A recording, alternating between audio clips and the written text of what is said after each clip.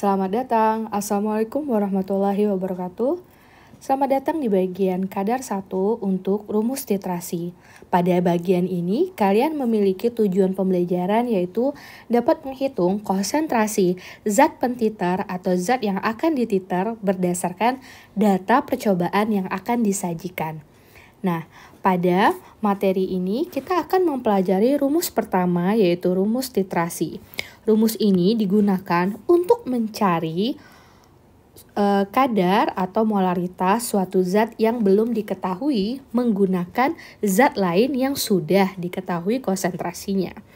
Yaitu rumusnya itu adalah V1 M1 sama dengan V2 dikali M2. Nah, rumus ini itu memiliki dasar dari rumus penetralan. Penetralan dari asam dan basa.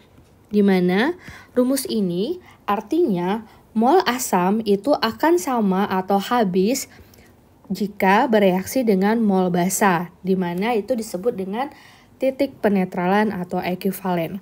Keterangan dari V1 dan M1 adalah V1 itu adalah volume konsentrasi dari zat pertama dan M1 adalah konsentrasi molar atau konsentrasi zat pertama. Kemudian V2 itu adalah volume konsentrasi zat 2 dan molar kedua itu adalah konsentrasi zat kedua. Di mana larutan 1 dan larutan 2 ini tidak ada aturan harus siapa yang larutan 1 dan larutan 2. Namun ketika mengerjakan itu memerlukan konsistensi. Bagaimana contohnya? Nah, perhatikan layar berikut.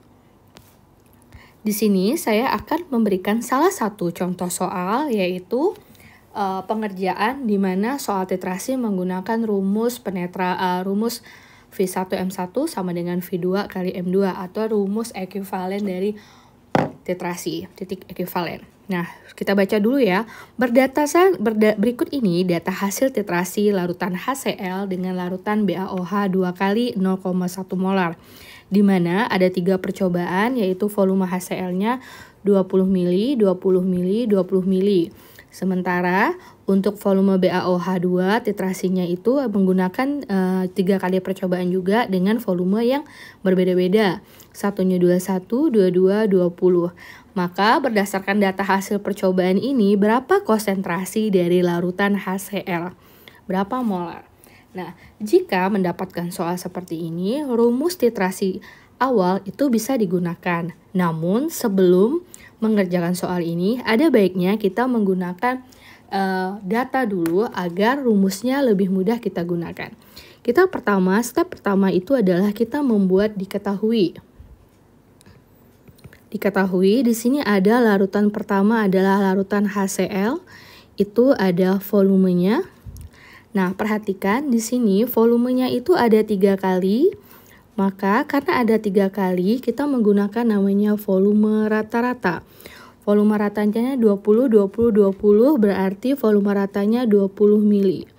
Kemudian bagaimana dengan molaritas dari HCl? Di sini molaritas HCl yang ditanyakan berarti tidak diketahui. Kemudian HCl ini ditetrasi oleh volume BaOH 2 kali.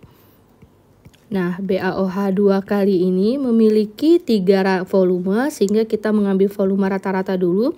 21, 22, 20 berarti kalau kita rata-ratakan itu 21 ml. Kemudian molaritasnya sudah diketahui yaitu 0,1 molar. Nah, berdasarkan data ini maka berapa konsentrasi larutan HCl? Berarti yang ditanya itu adalah molaritas dari HCl. Nah, untuk mengetahui molaritas suatu zat itu menggunakan titrasi dapat menggunakan rumus dasar yaitu di mana mol HCl itu akan sama dengan mol dari BaOH 2 kali. Nah, rumus inilah yang dapat kita turunkan menjadi rumus titrasi di mana mol sama dengan M1 V1 sama dengan M2 kali V2 atau kita temukan tadi yaitu rumus titrasi dasar. Nah, seperti ini. Nah, jangan lupa karena HCl dan HCl dan BaOH ini memiliki valensi yang berbeda, maka kita boleh masukkan masing-masing itu dikali dengan valensi. Kenapa? Karena valensi dari kedua zat ini berbeda. Nah, kita masukkan dulu ya. Valensi dari HCl itu melihat dari jumlah H-nya, di sini H-nya cuma 1, berarti kali 1, kali molar 1, molar HCl, itu tidak diketahui. Nah, volume satunya adalah 20 mili, maka kita masukkan 20. Kemudian molar kedua itu adalah BaOH 0,1 dikali volume kedua tuh 21 dikali valensinya sama dengan di sini OH-nya 2 kali. Nah, berarti molar pertamanya sama dengan 20, M1 sama dengan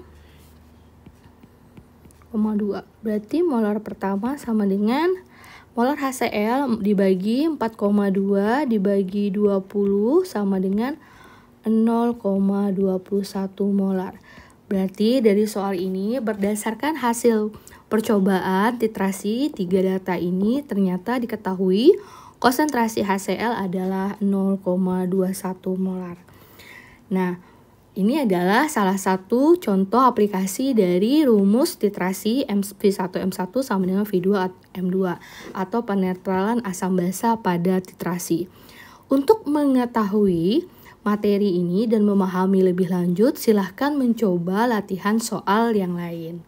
Sekian materi pada bagian ini.